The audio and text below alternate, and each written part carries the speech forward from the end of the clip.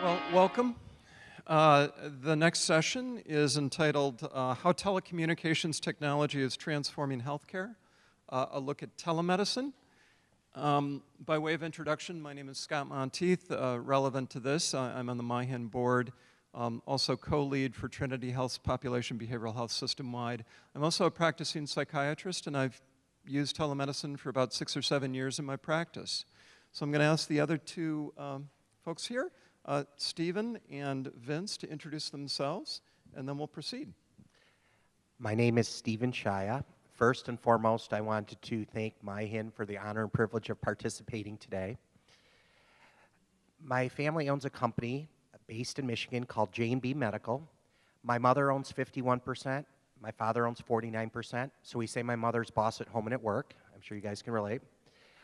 We have 16 different business enterprises.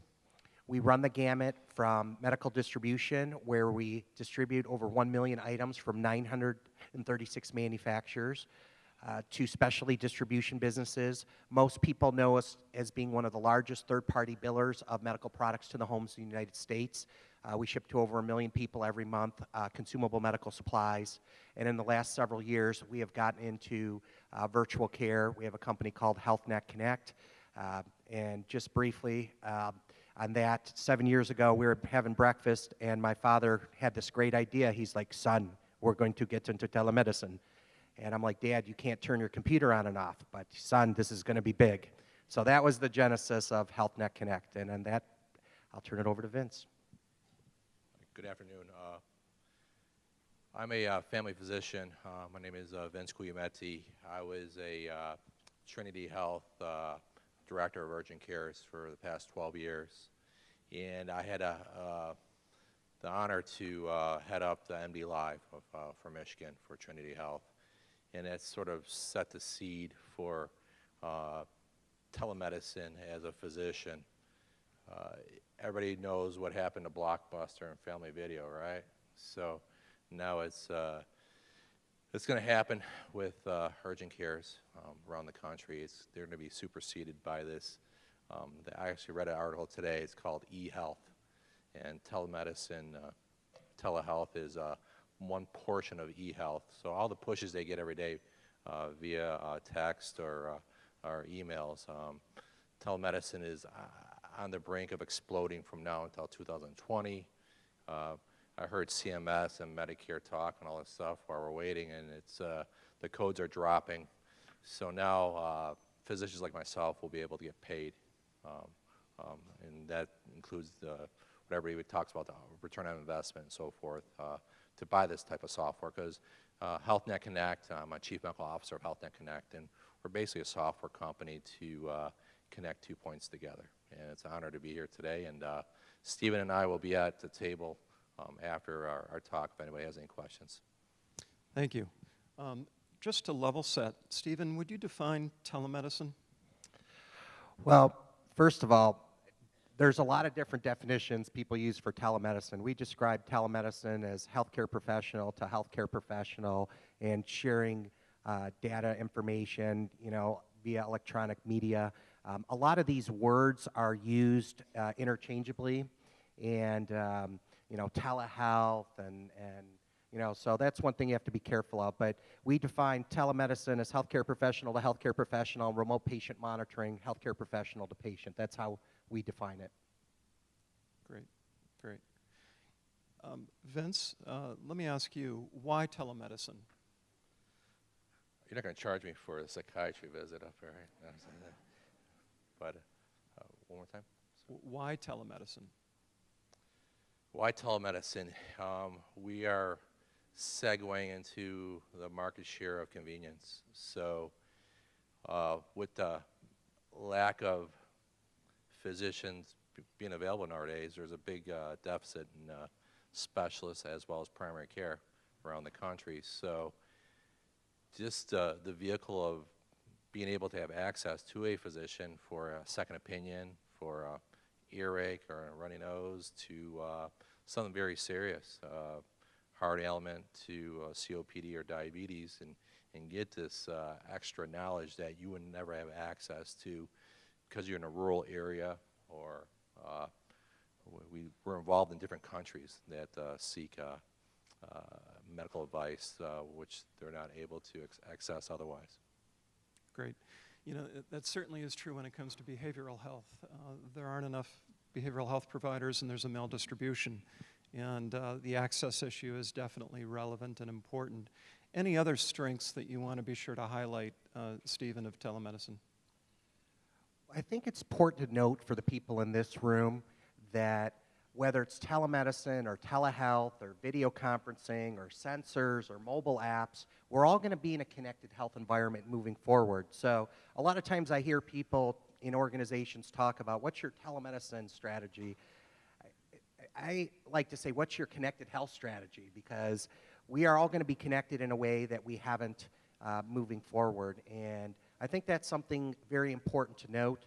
It is our belief that it's not the gifted gadgets or gizmos that's going to move the needle on clinical outcomes, quality, and cost, but it's the data and information from these type of solutions along with the back-end care coordination that's really going to move the needle. So we say the future of healthcare is not going to be tech, T-E-C-H, but it's going to be tech, T-E-C-C, technology-enabled care coordination. So that's how we like to look at it. You know, that raises a really important question. Could you, at a more granular level, discuss how people use video technology, for example, with other information technologies such as EHRs? How does it work? Could you describe that for a provider? How are they taking notes? How are they sharing information? Well, that's an excellent question, because if you add to the workflow burden for providers, they're less inclined to use it. More and more now, these type of technologies are being integrated into the actual workflow. There's still a challenge with interoperability in many of these cases. We have a situation in Massachusetts where data and information has been able to flow bidirectionally between what we're doing and Cerner, which is one of the first real life, people talk about integration, interoperability. So it is our belief, for it to get to where it needs to go, that integration, interoperability has to continue to improve. But today, what's happening are, I'll give you a real life example, a certain provider group are doing virtual visits in their office. They have a physician assistant that's able to, on chronic patients, virtually touch base with their high-risk, high-costing patients within their framework of the population that they're managing. So that's one way that it's working, and it's working well, and it's helping fill in some of these clinical gaps in the continuum of care, because for a lot of folks, we take it for granted. Just getting from their home to a provider's office can be a huge challenge. So we think technology is an enabler. It's not the answer, but it's an enabler. And within the framework of provider groups, you can help to better measure, manage, and optimize care, especially around chronic diseases. So. And so, Vince, at a granular level, let's say you don't, and I agree about the interoperability and the need to network and all of that, but as we know, that's often elusive and expensive, and a lot of challenges there. So how are you at a practical level, what are your workarounds to share information? Are you faxing? Are you emailing with encrypted email? What technologies are you using? With the HealthNet Connect software, it's basically transferring data from one place to another. So it could be from remote patient monitoring to, we have Bluetooth devices that record data, such as blood pressure, blood sugar, and it's stored in the cloud, and it drops down into the provider portal. And it's able to crunch the numbers, populate to the top of the portal if there's an abnormal value, just to enhance your workflow. So care coordinators could be able to peruse the monitor to see if a patient is having any issues and act on it real time, because as a physician, you read about people being admitted to the hospital and they're actually sick for 2 weeks before they even get to the ER prior to admission and so forth. So if you're able to jump on it right away, it would behoove you to keep them out of the hospital and so forth. So our technology is basically a data grabber. It populates it, it risk stratifies it, it graphs it, timestamps it, and so forth. We're doing some humanitarian projects around the world, and it's actually their EMR. So we're able to do a formulary a note with their diagnoses, so they could do a type of population management and so forth to see, if anything's needed in certain areas of the country and so forth. So as we grow with our clients, we're able to bolt on more graphic, real-time dashboards, so to speak, to figure out how, it's all about population management. So, Great. Thank you. So perpetual challenge is, how do you get this paid for? How do providers and patients and others get this paid for? yeah, it was interesting. I was, again, just flipping through some latest and greatest from June, a lot of these e-commerce magazines and so forth, and Medicare and Medicaid have been dropping codes, GT modifiers, to everybody has rules, so they have special rules. They have to have a point of care, talk to a physician. It can't be from your couch and so forth. So, so skilled nursing homes, acute care facilities, doctors are able to see their patients virtually, as well as chronic renal failure, rural health, and so forth. So as time marches on and there's a decrease in doctor accessibility and an increase in patient demand, I think a lot more of these GT modifiers, so to speak, or chronic care management programs will start sort of shifting money back to the caregivers. Yeah, absolutely. So the HHS and CMS have come out with the new guidelines for accountable care organizations. So the next generation of ACOs are going to be paying for urban telemedicine and remote patient monitoring. Right now, a lot of the codes have been focused around rural use case scenarios. It's been said they're slowly populating, but the next generation of accountable care organizations, there's going to be greater incentives to use virtual technology, e-health, than there ever has been before. And we believe that that will be a big catalyst to this way to kind of help redefine how care is done. So the incentives are always behind the innovations and technologies in healthcare, but that wave of disruption is coming. We believe within the next 2 years, more and more folks are going to be taking advantage as the next generation of accountable care organizations are announced. Great, thank you.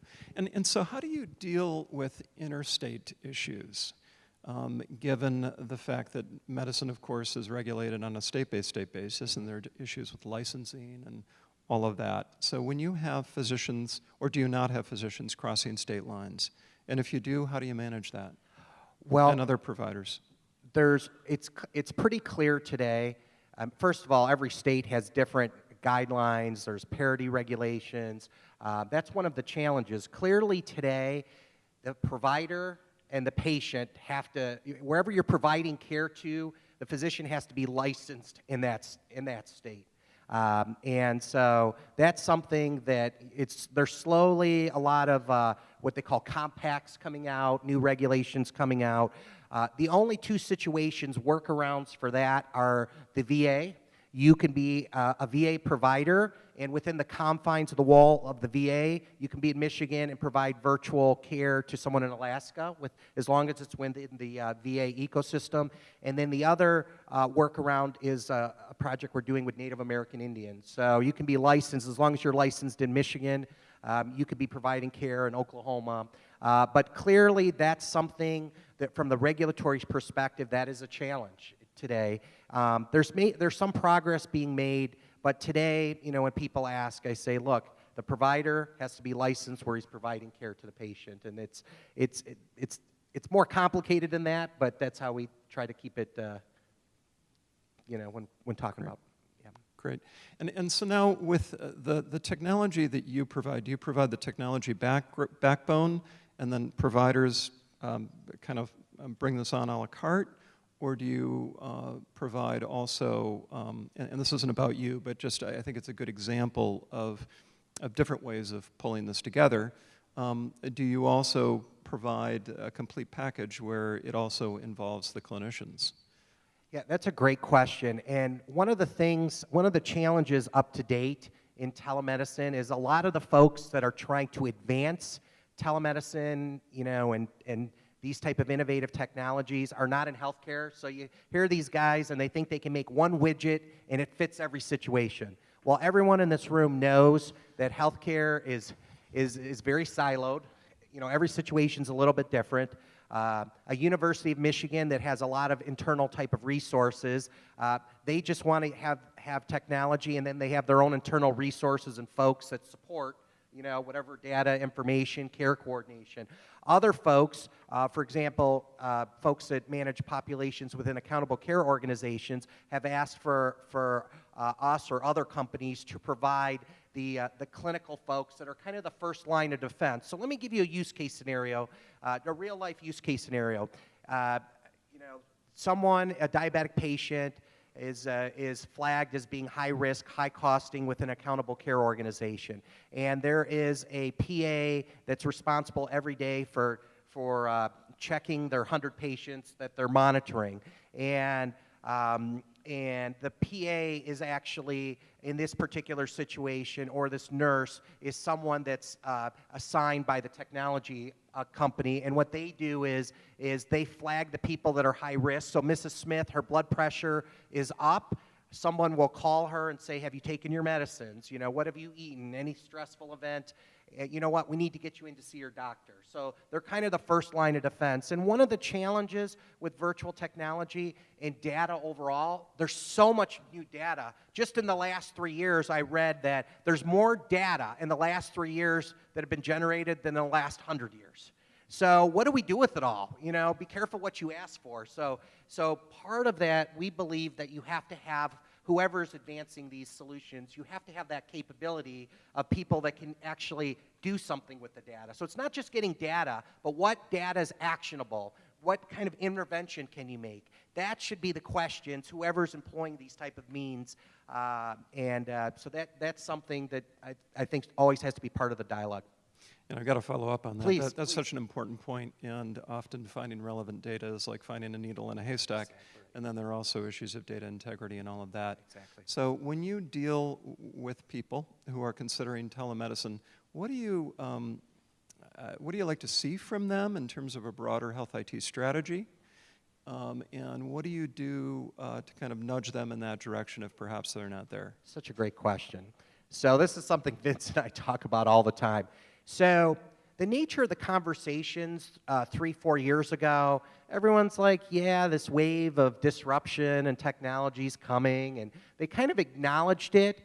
The nature of the conversations today are a lot different. The nature of the conversations are like, well, how do we do something? We know we got to do something. How do we do it? So the thinking, the awareness today is a lot different than just 3 years ago. Now, one of our challenges has been that a lot of folks want to do something just to do it. So I want to have this science project. I'm doing something in telemedicine. But the next question should be, how can we make something sustainable and scalable? And that is a challenge with a lot of healthcare providers. A lot of people want to do something, but then the next step of how do you scale it, how do you grow it, is that's not often asked. So that's a question we're asking now a lot. One thing I want you to understand, that the digital health world, there's a lot of people experimenting in the digital health world. From 1995 to 2000, there was 4,700 .com companies that went public. Today, there's only a handful of these companies that are still in existence. Big names, you'd know, Google and all these type of companies, but many of them didn't make it. In fact, if you look at some of the public filings for some of these companies that have went public, Teladoc is it's all public, you know, they're all losing money. So the Uber for healthcare sounds sexy, but the reality is the business model is not there yet. So I think that's one thing you have to keep in mind as you're building this strategy: sustainability, scalability, and what is the business model? And so we have, you know, in our discussions, try to ask these questions more and more. It's not like just doing it for, you know, just because we have to do something. And so, I think that's going to be part of the dialogue across the board, is how do we do something that's sustainable? Great, great. Yeah, super points. And Vince, let me ask you, Stephen just listed a number of important things, of course. What about usability? of your system and in general, the concept of telemedicine, particularly for providers, but also for back office people and, CIO, CMIO, and other folks? It's web-based, runs on Windows. Dealing with hospital systems and so forth, it's dealing with the infrastructure and so forth could be challenging. So we have workarounds where it's web-based. So we bypass still maintain HIPAA compliance and so forth, but bypass the hospital's infrastructure and so forth just to make it work. Because we run on a hub and spoke model on a lot of hospital type work. The hub being a hospital and the spokes being acute care facilities off in the distance. And I think our biggest challenge is trying to project manage it and trying to scale it to what our customer needs, so forth. Working with payers as a physician and so forth, trying to figure out how do you bend that spending curve in trying to give somewhat a ROI of, you use our software, we'll be able to save you X amount of dollars. That's a secret sauce right now that we're all trying to figure out. I don't know if it'll ever be figured out, but if you could keep that member population healthy, Stephen, before I became CMO, he was at the helm, and he did a UAW study of diabetes, and they did 3-4 states, a couple thousand people from the UAW, and they were able to reduce the A1C by 1 point using telehealth, and that equated to $8,600 in savings per patient for each time they decrease something. So keeping people healthy, that's what we're all about. Brainstorming to try to figure out projects like Stephen was mentioning. Everybody has a project. We're just trying to figure out the pharmacy issue right now as a physician. I'm tired of hearing about I'm on the white pill or the blue pill, and I went down to Florida, and now I'm back, and I need my white pill again. And it's sort of there's a huge disconnect in the pharmacy industry right now. So as a primary care physician, I would love to work on a project to sort of connect offices with pharmacies, with hospitals back to offices, and so forth. Great, thank you, thank you. Vince, one more quick question for you, and this one pretty short, and then I want to end with a question for Stephen. This comes up all the time, and I just, how do you manage with respect to the unique aspects of telemedicine, how do you manage the risk dimensions from a clinical point of view or risk management perspective, for example, dealing with medical malpractice insurance companies? Is there any guidance that you give to your providers? Are there any kind of key points that you make sure that they cover in order to successfully implement telemedicine? Yeah, as a physician and doing MD Live and so forth, signed a mountain of paperwork, not holding the software company liable. So now you're under the umbrella of the healthcare facility. And my malpractice, there was no added paperwork for what I did at Trinity.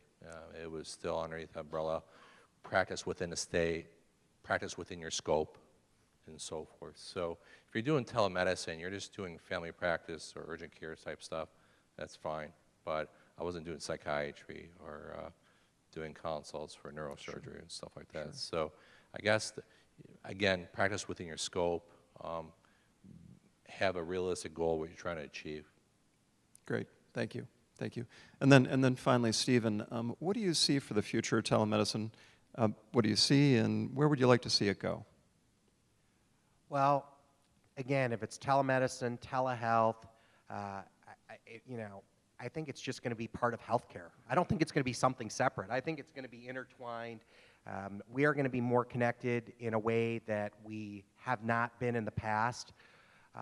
And I think it's going to be very important. One point that I did want to add on, one thing we've learned is that there are certain folks that no matter what you do, that do not want to participate using technology. So I think it's very important to have an opt-in approach.